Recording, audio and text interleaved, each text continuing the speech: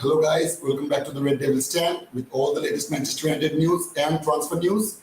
Well, we have a lot to get into today. We have a lot to talk about regarding, there are some news coming out regarding AMRABAT, regarding Martial, Sancho, Anthony Langa, Maguire, and lots of stuff, man. And I want to apologize to you guys that I am a bit late today. I was, busy with some research work. So yeah, I lost track of time. So I will apologize for that. I hope you guys, are doing okay. And, let's get started. Let's get started, man. Absolutely. From what the circus show it had been today, I guess we should talk about normal stuff in this session at the very least, man. So yeah, let's get started. And please, if you guys have anything to talk about, anything you want to mention, please let me know that in the comment section. So yeah, this is coming from Laurie Whitwell. He is saying Jadon Sancho's trial as false nine during preseason was a genuine attempt by Erik ten Hag to see if Sancho can perform from that position on regular basis. Ten Hag has been apparently encouraged by what he has seen. And that is coming from Athletics' Laurie Whitwell, which is quite a significant journalist. So yeah, he is saying that we have all noticed, right? We have talked about that in our previous sessions, that yeah, Sancho has been playing as the false nine, and we have seen that he is, being more fluid than he was in that position when it came to, versus Leeds, versus Lyon. He wasn't that very good, but in the Arsenal match, in my opinion, he was a bit more fluid than what we have seen in the previous two matches. So I guess Erik ten Hag attempting Sancho to be a false nine, it gives us hope. Those of you who want Sancho to stay at Manchester United, it does give a hope to those guys, those of you who want Sancho. And see, the thing is that, as I have said, that as a winger, we will not see Sancho, I guess.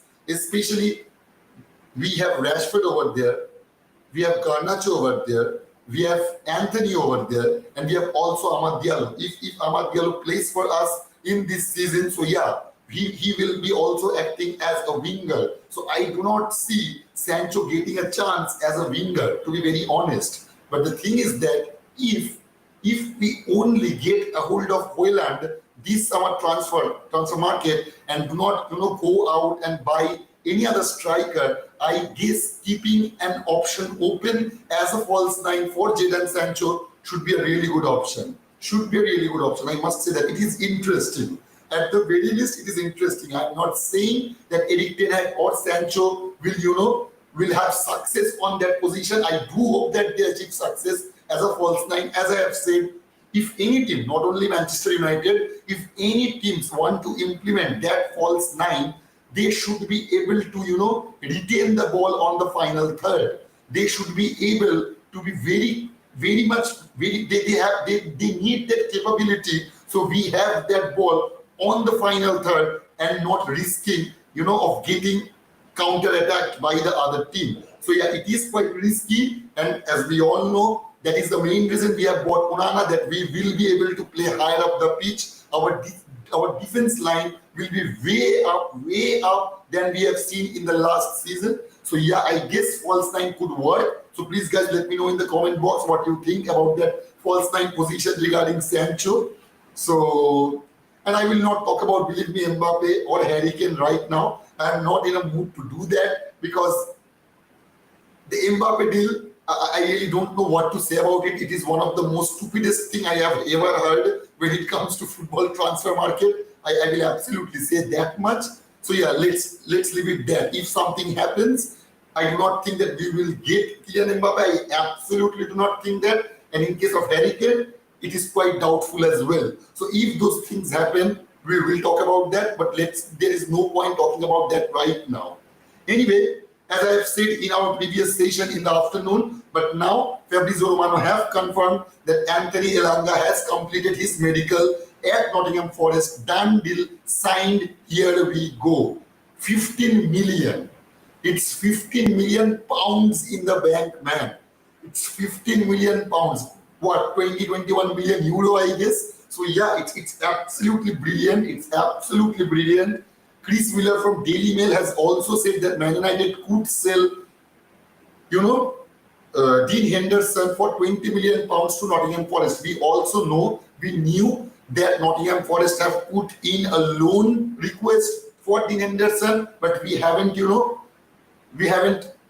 accepted that deal, and it is quite natural not to accept that deal. We should not indulge in those kind of deal. We must sell Henderson this transfer market, whether it's Nottingham Forest or some other club. I'm pretty sure that Nottingham Forest will comply to buy him, because loaning him out is not an option for Manchester United. We need the money by selling Dean Henderson, because there is another at least 25 million euro on our bank if we are able to sell Dean Henderson. So yeah, I guess selling him would be the best option. I hope you guys will agree with me on that particular position, because there is no need to keep him if we are not going to use him. And he is very clear about that. He do not want to be a second team goalkeeper. And as we have seen in the Arsenal match as well, he have trained with the team. He have gone with the team to US tour. He was fit, but he didn't appear. So I guess we will not see him as a Manchester United player anymore. So yeah, selling him would be the best option, man. So yeah, man.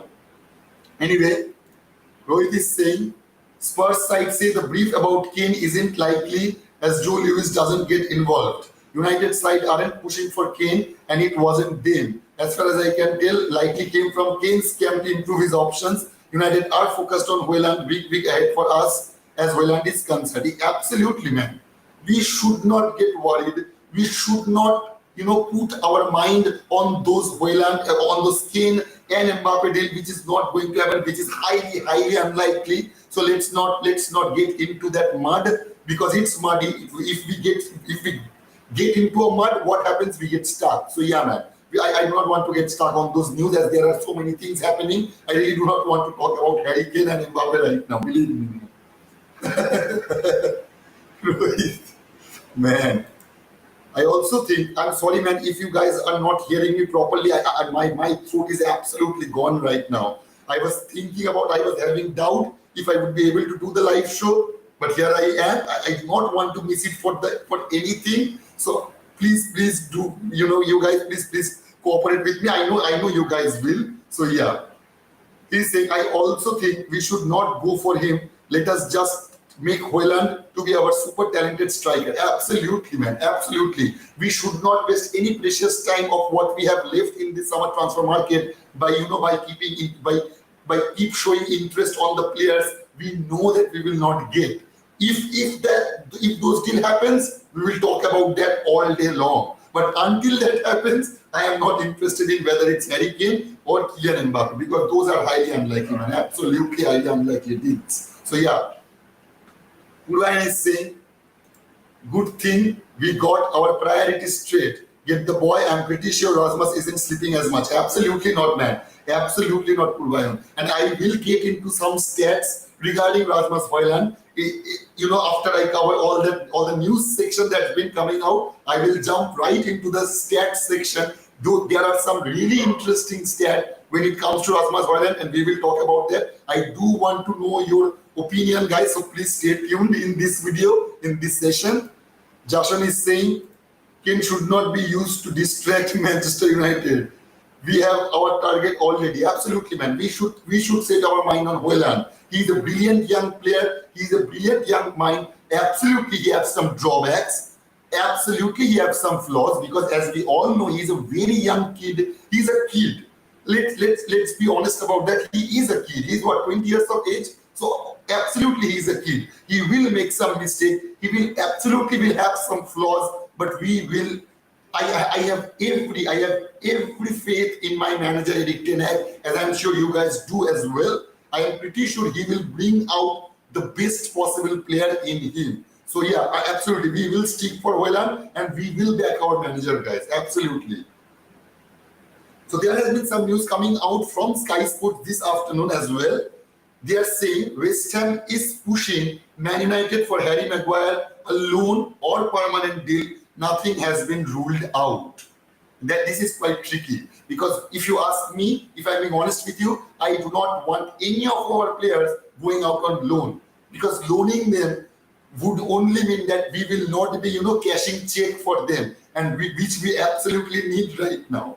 We absolutely need those deals happen, because we may be able to, we should be able to accumulate as much as we can by offloading those players. Absolutely, man. Selling Harry Maguire, as I have said so many times already, it would not only be the money we will be getting from the club, but also the money we will be saving by not giving him any more of his wage. So yeah, that's a huge amount of money. As we all know, we pay 200k a weekly wage to Harry Maguire, so that's 800k a month at the very least, and that is enormous, man. That is absolutely enormous. So yeah, if we are able to save those money by selling Harry Maguire, if West Ham is pushing, believe me or not, I do not think, if you ask me, I do not think we will get 35 million for Harry Maguire. I guess it would be down to 25 to 20 million, maybe 20 to 25 million, and I would take that deal. I would absolutely take that deal, because there is no point delaying that deal for 5-10 millions. We all know, especially if there are no other clubs, willing to buy him. So yeah, if West Ham is interested in him, I really think we should make that deal. We absolutely should make that deal, and for it is good for Harry Maguire as well. Believe me, guys, he would fit perfectly on that West Ham team. He would absolutely fit perfectly on that West Ham team, because the way they play, they are quite defensive-minded team. They will not play out. They will not have a higher line, in their back four. So Harry Maguire will be protected by other centre backs and defensive mids. So I guess for him as well, and as well for our club, moving him on should be the best option we have. And you know what? We all know that our second kit got released today, that green-white one. I quite like it. I know many people are not liking it, but I quite like it. I must say that it's quite different, especially after seeing what kit Arsenal have. I'm quite pretty pleased with our second kit, man. I was quite worried after seeing Arsenal's kit that what will ours be. And I'm quite pleased with what kit we have got. So anyway, we haven't seen, I don't know if you guys have noticed that, we haven't seen a single photo of Harry Maguire wearing that kit. And that gives me hope, man. I know that I'm laughing right now. I am being shameless right now. But yeah, I do want that money.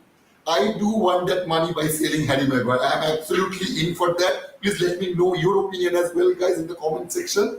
So there has been some news coming out from the Italian sources, and they are saying Man United are now only 3 to 5 million euros away from securing an agreement with Fiorentina for Sofyan Amrabat. Man United are the only club seriously pursuing for Amrabat. See, man, we have already got 6 million from selling, Alex Telles. We have already got 15 million from selling Elanga. So it's 15 plus 6, 21, right here, right now, 21 million. So if we are able to get rid of what? Maybe Maguire, maybe it is Bailey, maybe it is, Henderson, whoever that is, if we can get any one of them, if we can sell any one of them out of those 3 players this week, we will be able to accumulate those 25 to 30 million euro what we will be paying to Fiorentina for Amrabat. This is absolutely positive news, guys. This is absolutely positive news. I hope. See, the thing is that I have said that in this particular week we will see, in previous week when we were having our sessions, I have mentioned this, that in this particular week we will see that many of our players are going, and this is already started happening, man, and it's only Monday. So I'm happy. What can you say, right, man? I am happy seeing our players going out, the players which clearly had no place in Erik Ten Hag's plan. Shoaib is saying he should have left to UK with Elanga than wasting our money on feeding and even traveling to us in the first place. Absolutely, man, absolutely. I guess you're talking about Henderson, right? Or maybe Maguire. I don't know. Please let me know that, Shoji.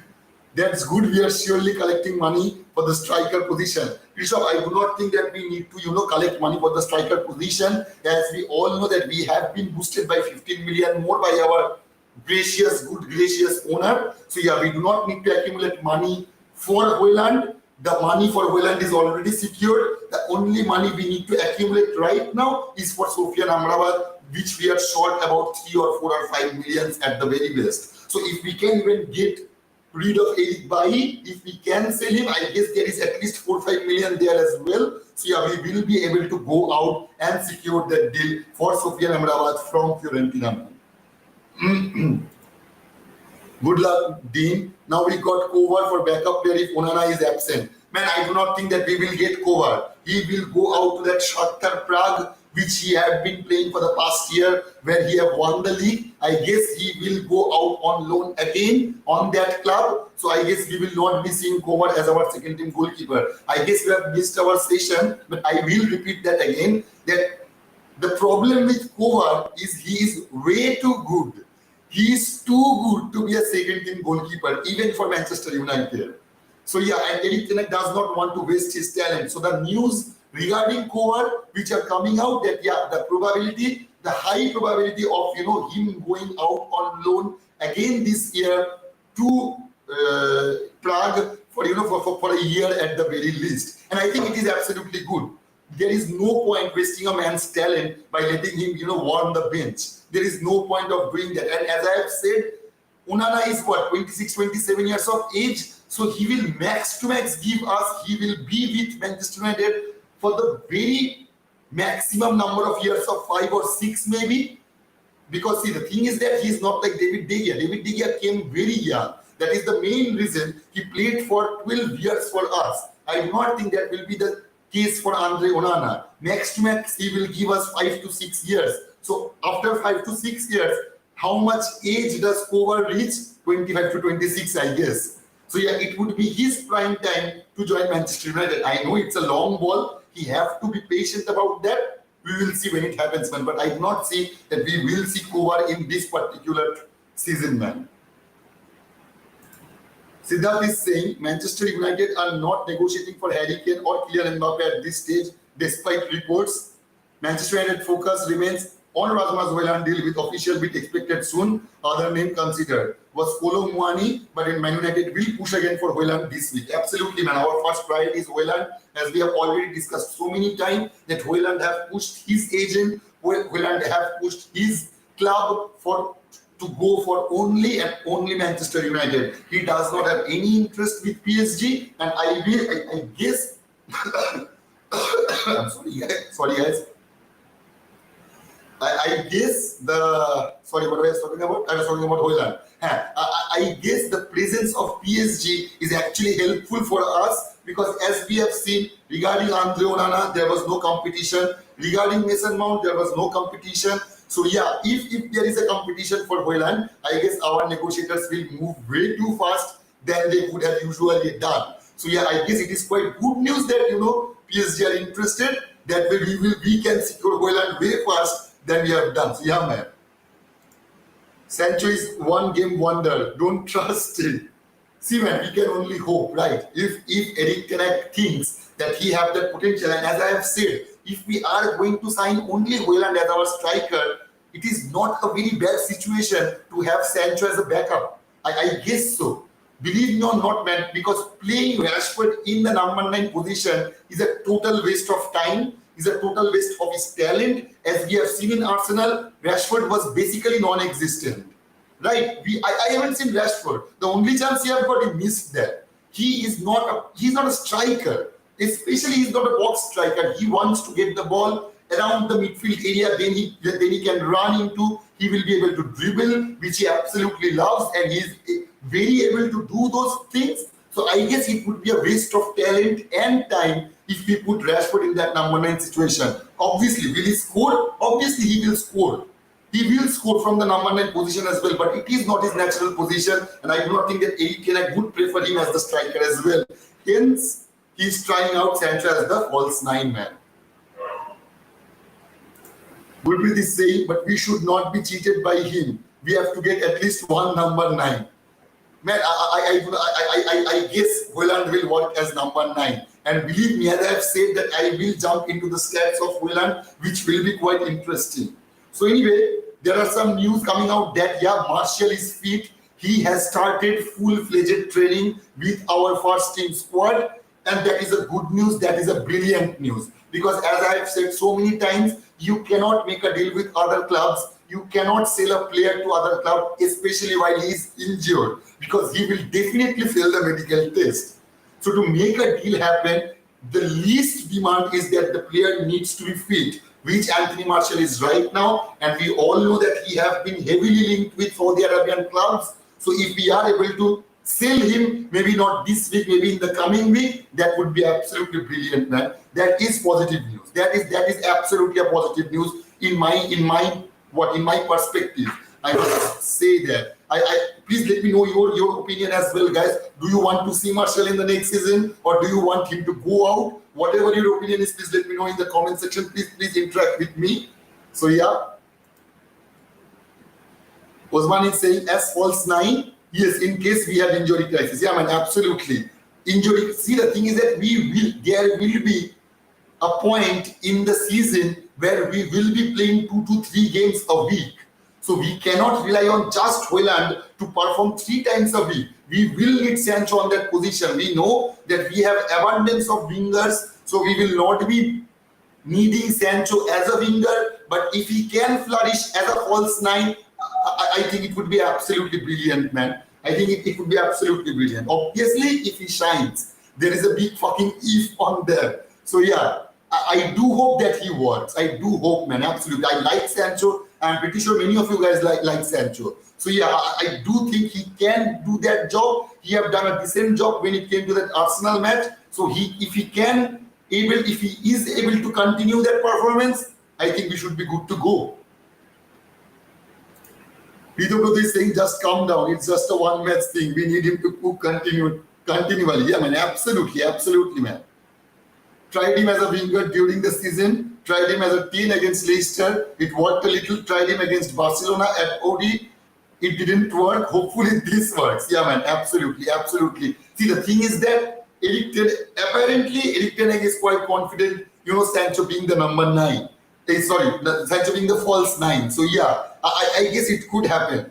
I trust my manager. We all know he's a genius. He can bring the intelligence out of a player. So it would be a really waste. The amount of money we have paid for Sancho, the amount of wage we pay Sancho right now, it would be a really waste of money and time and talent to see him, let him go for some other club and pay him absolutely brilliantly. If there is any chance that Sancho is going to be a brilliant player, I hope he becomes that in Manchester United and he plays like that for us, man. I will absolutely want that for him.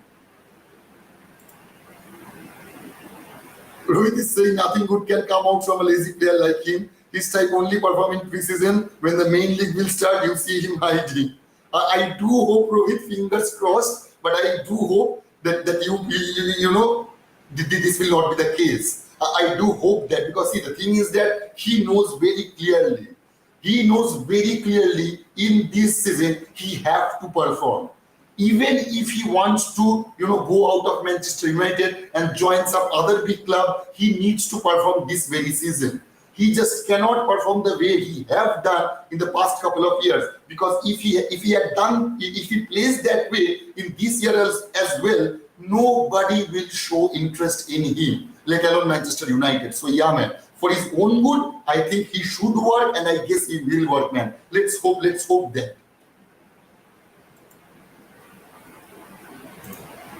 Let's try anything that will work for us when the season opens. Absolutely, Prashanji. The thing is that what Eric Ten Hag have said regarding the pre-season matches, that this is the time where manager have that breathing space to try things out. So obviously Eric Ten Hag is trying his philosophy over the game in these pre-season matches. So I think he will find his fit process in the meantime, so that he can implement it when it comes to our Premier League matches, Champions League matches, and other FA Cup and Carabao Cup. So yeah, man.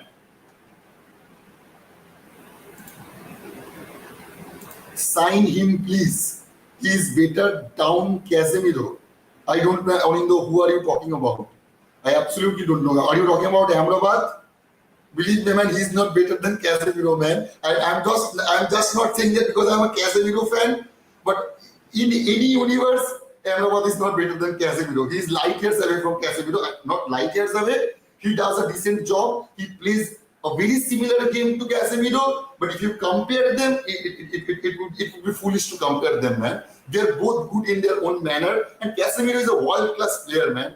How many times he have won Champions League? How many times he have won La Liga? How many times he have performed at the best of his levels, year in, year out?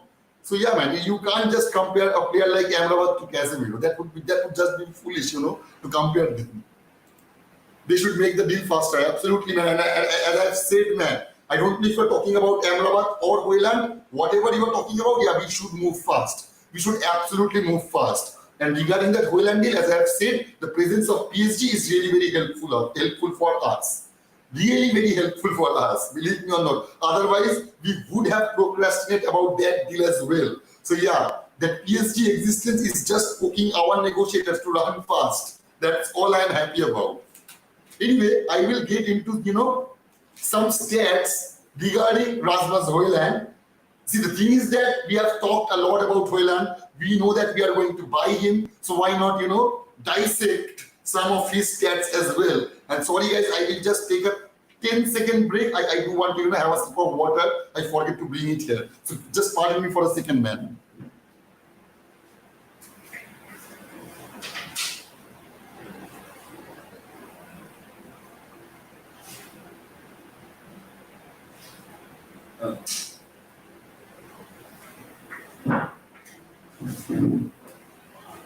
Yeah.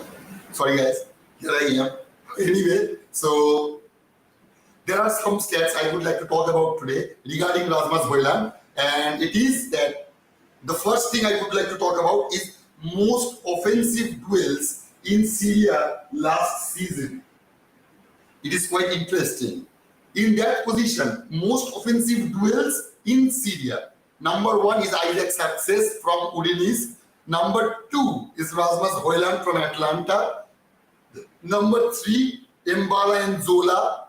Number 4, Duvan Zapata. Number 5, Nemanja Radanic. So yeah, those are the 5 players who are the most offensive duels, who have the most offensive duels in Syria last season. So on that particular stat, Rasmus HOJLUND is in number 2, and it is not shocking. You may see that why is not Victor Osimhen there? Why is not Dzeko there? Because the thing is that lower league team have to work hard to win the ball. We have seen that, right? That the lower league team have to prove themselves up front. They have to fight even more up, in higher up the pitch so they can acquire the ball. So obviously the players we are seeing in that top 5 list are all kind of from not from Inter Milan or AC Milan or Juventus or Napoli. So yeah, that is the main reason, and this proves he is number 2 in most offensive duels won in Syria, and that just proves how physical and how aggressive he can be on that final third area. And he's 20 years of age, and he's already that much physical, man. He's already that much aggressive. And I must say I'm quite impressed with this particular stat. See, the thing is that, as I've always said, I do not like stat. Stat does not give you a clear picture of a player. It just randomized facts. So yeah, I do not always go into the facts, but I will go into these facts because I have dissected it properly. So this was the first fact, most offensive duels in Syria last season. Number 2 was Rasmus HOJLUND. Most shots per 90, and here is the tricky one. Most shots per 90. So how many shots a guy take in the 90 minutes he played? Number 1 is Osimhen from Napoli.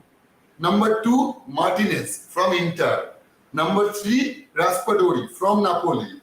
Number 4, Dzeko from Inter. You seeing the difference? Most offensive duels in Syria, all the lower league clubs. Most shots per 90, all the higher league clubs. And Rasmus HOJLUND is in number 31. He is ranking 31 in Syria for most shots per 90. And before we start criticizing him, let's keep in mind there will obviously some positive and some negative aspects of Rasmus HOJLUND's game. That is why I have always been saying that he's a raw talent. he needs nurturing, he has some rough edges around him which needs smoothening, he needs proper guidance. There were reason I was telling all those things for so many weeks, and these are the reason he ranks number 31 when it comes to most shots per 90. So yeah man, obviously he needs improvement. There is a lot of room to improve, and I'm pretty sure Eric Ten Hag will work on that. Eric Ten Hag will absolutely work on those things, man. And you know what? The next year I will say you will be quite surprised. Now it comes to shot accuracy. So in shots per 90, number 1 was Osimhen, second Martinez, third Raspadori, fourth Dzeko, number 31 was in 31st ranking it was HOJLUND. So when it comes to accuracy, okay, HOJLUND have 55% of shot accuracy in that final third. He has 55% shot accuracy. So what is the shot accuracy of Osimhen, Martinez and Dzeko? For Osimhen, it is 40%. For Martinez, it is 43%. For Dzeko, it is 34%. So yeah, man, shots on target is absolutely good. So what it shows you, he may not shoot so many balls in the goal, but when he does that, half of the time he gets success. Half of the shots he shoot on the ball in the goal, it gets on target at the very least. So yeah, it is quite impressive, man. It is quite impressive. You does not see how many times we have seen when it comes to HOJLUND that he has scored his first goal in the 38th minute maybe, and that was his second touch of the game. We have seen that happening in the last year, that he has scored a 38-minute goal and that was his second touch of all the 30 minutes he have been playing on that particular match. So yeah, it is quite good when it comes to those shot accuracy. Let's move on to most dribbles per 90. Number 1 is Boga from Atlanta. Number 2, Radanic from Torino. Number 3, Vardy from Torino. Number 4, Di Maria from Juventus. And on rank 9, it is Rasmus HOJLUND from Atlanta. And what is the difference from all the 4 players I have just mentioned when it comes to more dribbles per 90? I don't know if you have noticed or not, those are all wingers. They play in the wider area of the pitch, and he plays in the middle. He's the number 9 Rasmus HOJLUND, but he still stands at rank 9 when it comes to most dribbles per 90. So he is just not a box striker. He is physical, he is aggressive, he has the ability to win duels, and he has also the ability to run with the ball, even if it is from the midfield of the, even it is from the midfield. So he has that ability to dribble. He is not like that, give me the ball and I will shoot. The way we have seen with HOJLUND, he is a proper box striker. HOJLUND does not have the ability to take the game forward, which Harry Kane absolutely have. Harry Kane absolutely have that ability to run with the ball, to keep, to take the ball in the final third. So yeah, in this case, HOJLUND have that ability as well, which is absolutely quite interesting. It just proves that he can run with the ball for at least 30-31 meters, which is absolutely brilliant from a striker, man. Absolutely incredible from a striker, I must say that. Most touches in the box. Number 1, Osimhen. Number 2, Dzeko. And number 3, HOJLUND. Number 4, Lookman. Number 5, Martinez. He is in rank 3 when it comes to most touches in the box. So see, now see it very properly. Let's dissect it properly. In most touches, he is number 3. His shot accuracy is 55%, more than Osimhen, Martinez and Dzeko. But the only things he lacks is most shots per 90. You know why? Because Atlanta is not higher up the league. They are not the kind of team who always goes out and plays, very attacking way. They does not do that. So obviously, he does not get a lot of shots per 90, but he does win the ball when it's up front. He does get a shot accuracy when he tries to shoot, and he also have the most touches in the box. And that just proves you that he have that dribbling ability so that he can take the ball to the box and then he can lay off to some of the wingers as well. He can play that false 9 as well, to be very honest. If we are dissecting it properly, he has that ability to be a false 9 as well as an aggressive striker. That is absolutely unique, man. And he's only 20 years of age. He's only 20 years of age. We all know there will be always be room to improve. And yeah, he's not a ready player. He's a raw talent. So obviously, man, he will have some flaws. He will have some, he will have some problems adapting at the game. He will take his sweet time. I know, absolutely, I'm pretty sure of that. We will not see HOJLUND scoring a lot of goal in the early period of the season. We will not see that. I am guessing we will not see that. If that happens, I would be absolutely happy about that, man. We will all be absolutely happy about that. Best chance conversion rate. Bulaya Dia is 34.7%. Ornatovic 33.3% on number 2. Number 3 on rank 3, Giovanni Simeone 28.5%. Daniel Ciofani from Ramonis 27%. HOJLUND 20%. See, when it comes to best chance conversion as well, you will see all the lower leagues team. Why do they have best chance conversion rate? Because they do not get so many chances. Lower league teams forwards do not get as much as chance as Victor Osimhen would have gotten, as Martinez would have gotten, as Jacob would have gotten. They would have at least gotten 6-7 chances in a single match. I mean, and maybe this was the reason we have seen last summer why Erik ten Hag was interested in Ornatovic, because his conversion rate is really good. 33% of the time he converts the ball into the goal. So yeah, man, I must say that is quite impressive. And in case of HOJLUND, it's 20%, which is not bad absolutely for a 20-year-old guy, which is absolutely not bad, man.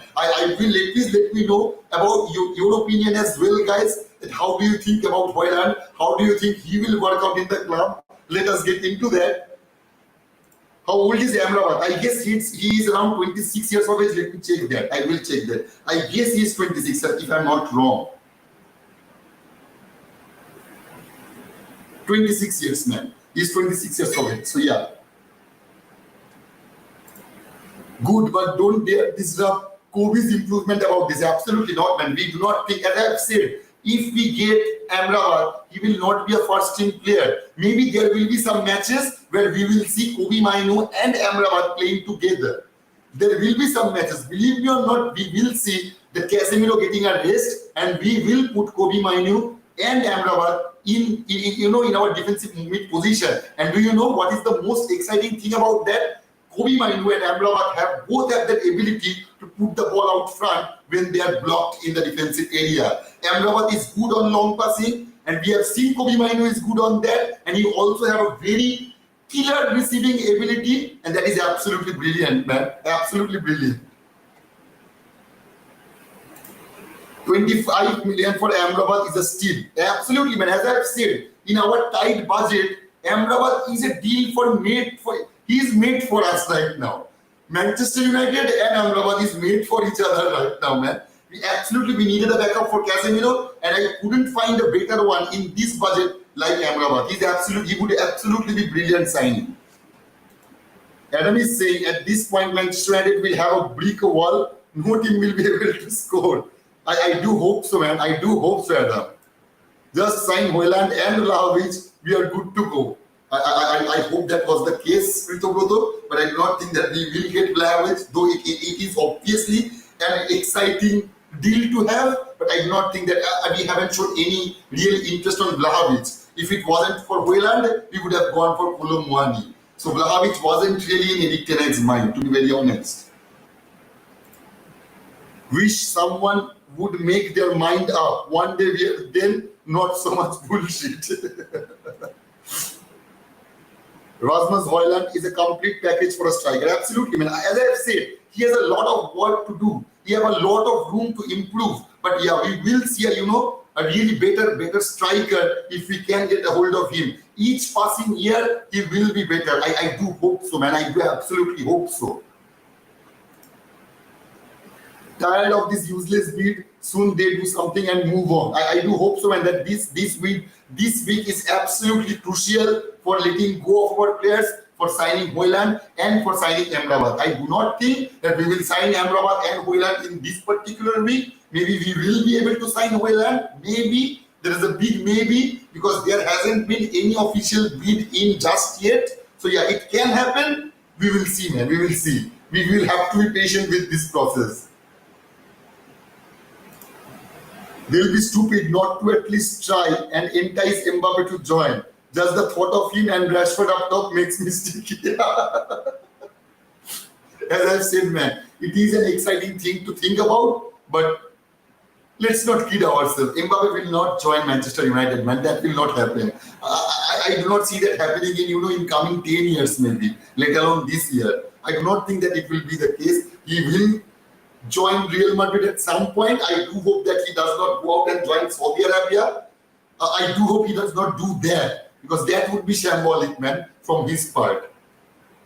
Usman is saying time is up. Time is up for what, brother? Let me know that. I need Kylian Mbappe. Amrabat to United is better. Delhi, so I wish that it was true that we were able to sign a player like Mbappe, but as it stands right now, I do not think that would be the case, man. Since last week, soon. What can I tell you, Ogni? I can only give you the news. I am not the man dealing over there. Believe me. If I was the owner, or even if I was the negotiator, I would have done it so earlier, man. I wouldn't be waiting for all this shit happening. As we all know, we do not need money to sell player to buy HOJLUND. We need to sell player to buy AMRABAT, but that is not the same case for HOJLUND. So I am really not. I really guess that we are really talking with Atlanta, and we will secure HOJLUND as soon as possible, man.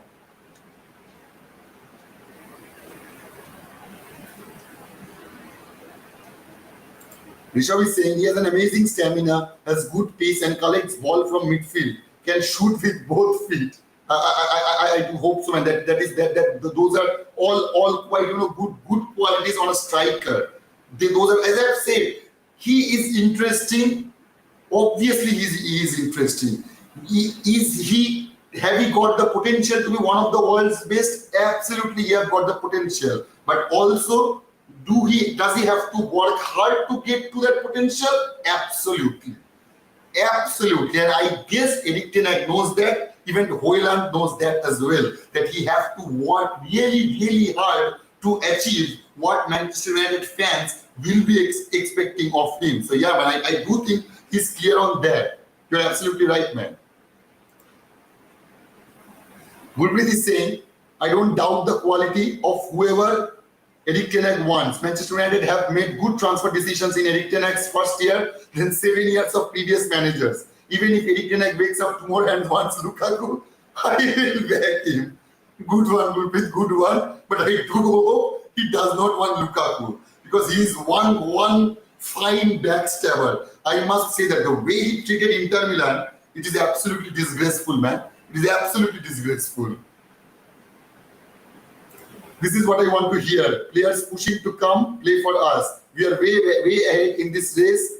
I am chill. Yeah, absolutely, man. We are way ahead. The only thing PSG is doing, they're doing us a favor by just existing on that HOJLUND deal. Believe me or not, they will not get a hold of HOJLUND. Absolutely, they will not get a hold of HOJLUND. So yeah, I guess the only thing they're doing is helping us, man, to be very honest. These are the players we want who actually have a desire to play for United. Absolutely, Onindo. We want to beat first. First bid is important. I guess the first will bid go.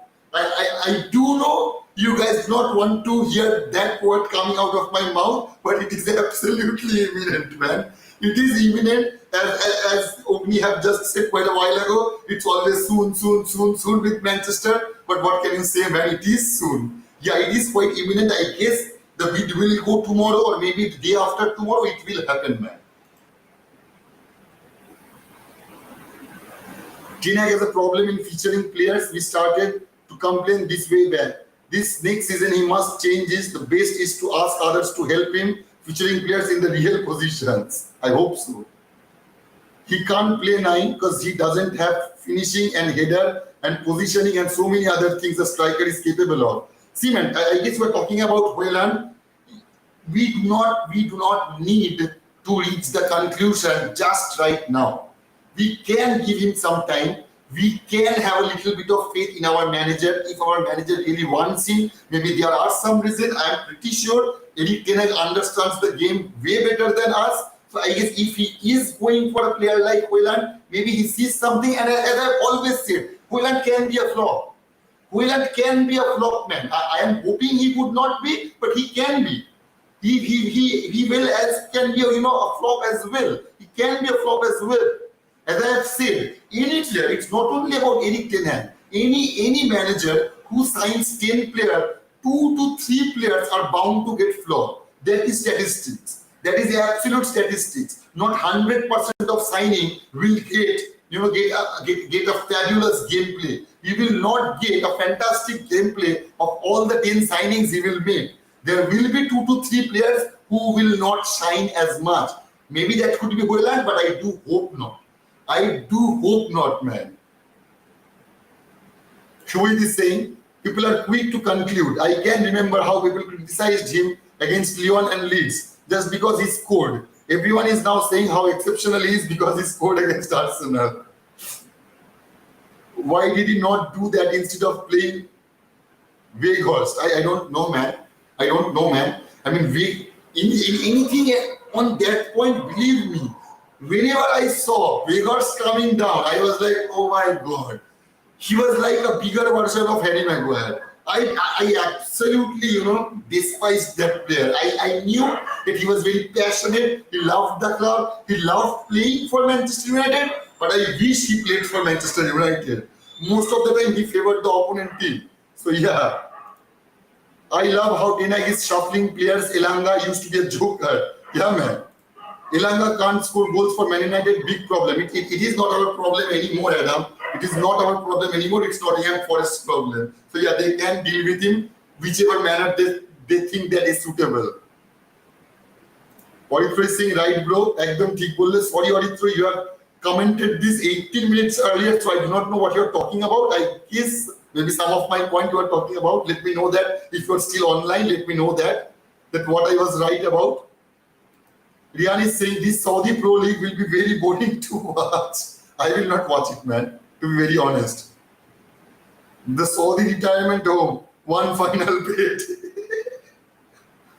then what can you say about Mbappe? Is he going to retire on Saudi? I do not think so. And there is a huge probability that he will join Saudi, man. It's hard. It's really hard to let go of 700 million a year. It is hard. I must say that.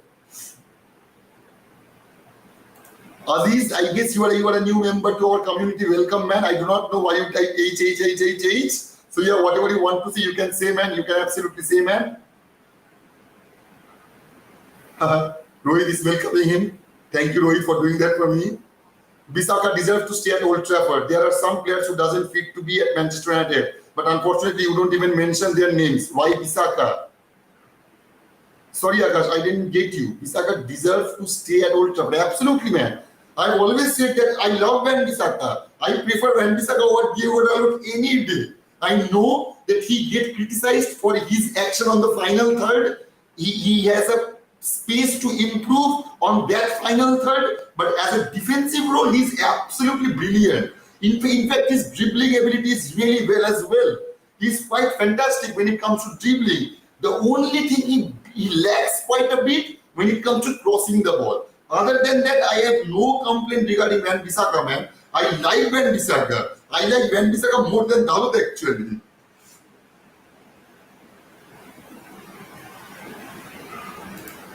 Only Ten Hag is lately impressed on Bissaka's performance, but every Man United fans are very much impressed by his outstanding performance. Absolutely, Osman, absolutely.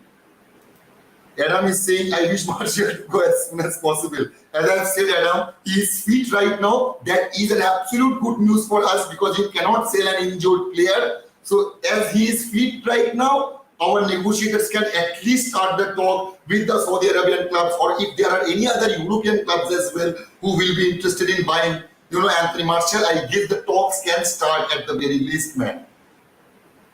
Rishabh is saying, just sign him up on new contract, for fuck's sake. He was awesome when he joined. Number one could beat him. Then he had his confidence beaten, having to attack more and not just being up to it. So he went away, kept quiet and worked on that part of game. Now he spends more time in their hub than ours. He is a great player who brings zero problems and has proven he will work hard. He deserves a new deal for sure. Good old spider legs. Absolutely, man. Absolutely. I guess we're talking about Van Bissaka, and I have always backed Van Bissaka. I have always liked that guy. I guess on that Ole era, there were only few players who performed brilliantly. I guess David De Gea it was. I guess Luke Shaw. Sometimes he though failed us, but I have always loved Luke Shaw. There was Bruno Fernandes and there was Van Bissaka, who have played really well on that shitty period. So yeah, man. Rohit is saying, I love Sheikh Jassim. When you hear this message, when you see this message, you will always know that it is, we have reached our end of our session. So yeah, it's already, crossed 50 minutes. So I will, stop here. I hope you guys have enjoyed the show. Please hit the like button and subscribe if you are new to this channel. And you know what? I will see you tomorrow at our 4 p.m. live show in Indian Standard Time. It is 4 p.m. So wherever you are from, please guys, try to join us, trying to join our community. We have so much talk. I always read out everyone's comment so that no one feels left out. Absolutely not, guys. So yeah, good night, Rohit. Good night, all of you guys. You know what? Kudos to you guys as always. Take care. Goodbye, and I will see you on the next video, guys.